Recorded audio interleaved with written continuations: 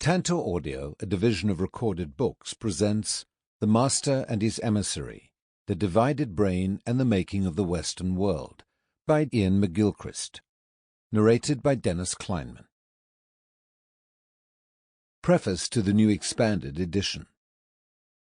Psychiatrist debunks the left brain, right brain myth, the headline proclaims. Always interested to learn more, I read on, only to discover that the psychiatrist in question is myself.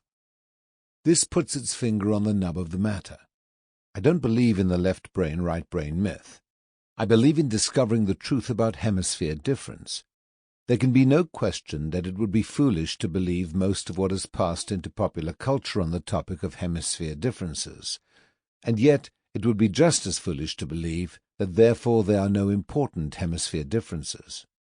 There are massively important ones which lie at the core of what it means to be a human being. It's just that we've been barking up the wrong tree. When people object that each hemisphere is involved in everything we do, they are right.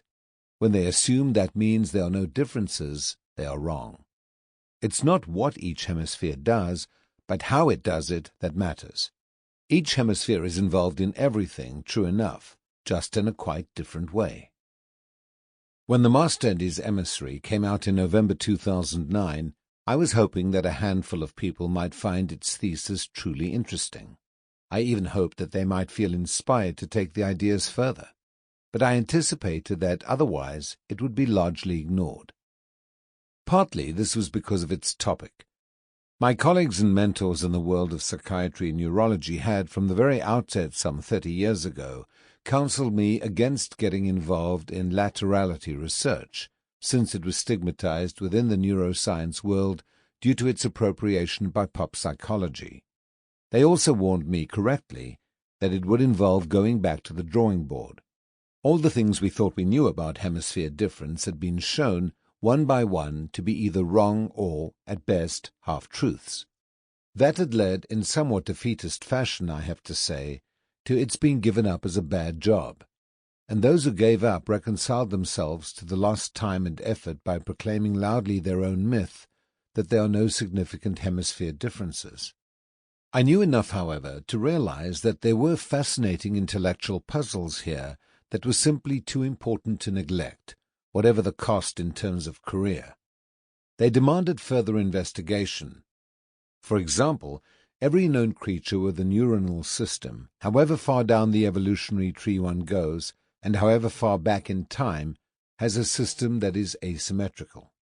Why on earth would that be, given that the world they are interacting with is not asymmetrical? I was already involved in neuroimaging research on the loss of normal brain asymmetry in schizophrenia that was clearly bearing fruit, so I couldn't help seeing the topic as potentially of some significance.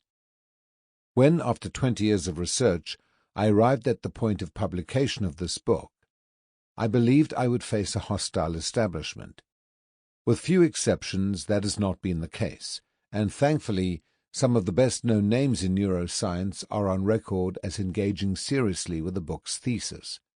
I also expected, of course, the usual faction of self-appointed myth debunkers who would feel comfortably one-up on the gullible masses by professing that there was nothing in it without the bore of acquainting themselves with the evidence before pronouncing.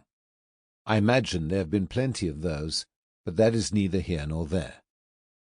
The other reason I did not expect the book to be widely studied as it was, because it is, I admit, demanding.